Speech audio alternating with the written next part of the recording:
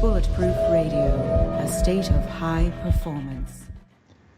Do you ever feel a little bit of pride when you look around and like there's tens of thousands of doctors talking about the keto diet? You were one of the first and most science-based voices writing about this. I mean, back in 2007, your big book came out. But I mean, I consider you to be one of the big guys who first planted the modern seeds of this. When you go to bed at night, you're like, all right, I help these 10,000 plus doctors get there. When I'm feeling bad about myself and I need to prop up my ego, this is going to sound hubristic, and I don't mean it to, but the book I've always wanted to write is about good science and bad science. So I spend a lot of time when I'm not watching Netflix or Amazon Prime with my wife and wishing the kids would just go to bed already.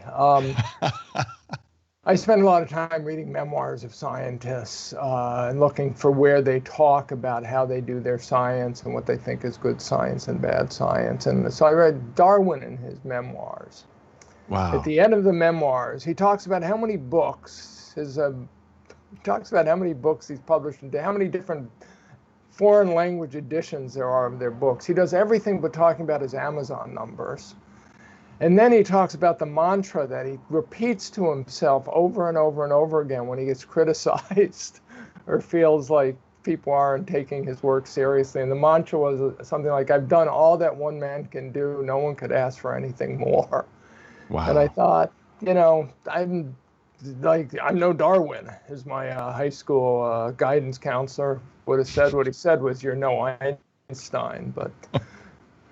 But you just see, at some time you have to remind yourself that, and I said this even, I did this misguided debate with some young neuroscientist named Guillenet, whose first name I'm not going to say because I remember when you did that. Pronounce it on the debate, and I still can't remember how to pronounce it correctly. It's either he spells it wrong. That's why.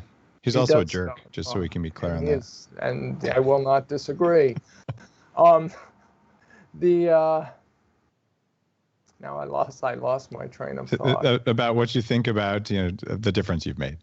Oh yeah. So at one point I just said, Jesus, Guinea, you clearly think that I have done an enormous amount of damage in the world by raising these issues and implying that the mainstream medical community, God forbid, might have made a mistake, and a tragic one in this case.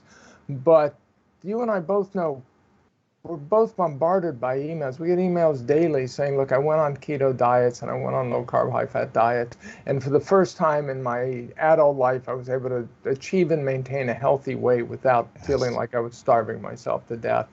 And, there's always, I don't know.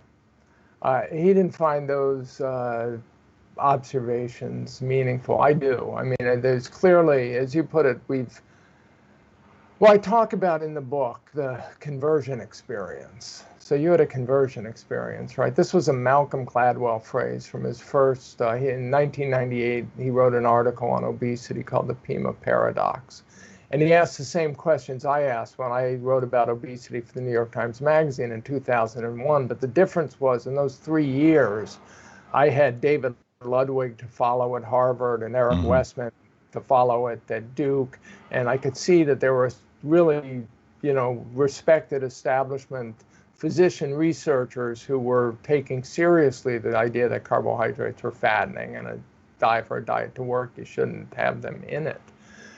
And but Gladwell talked about the conversion experience in diet books. Every diet book doctor tells his story first about how he was getting fatter or diabetic or growing 5 arms or turning green or whatever it was, and nothing he did helped, and he followed the advice, and then he went to the depths of the local medical school library, and from there he emerged with the secret formula that he's now going to give you because it cured him. And the fact is, all these physicians went through that.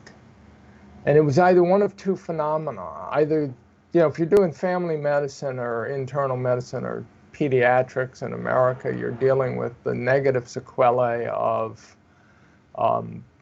obesity, diabetes, hypertension, metabolic syndrome, insulin resistance. That's what you're confronted with. Mm-hmm. And you're telling your patients how to eat, because that's how the American Heart Association, American Medical Association says we should do, and they're not getting any better, and you're just managing disease.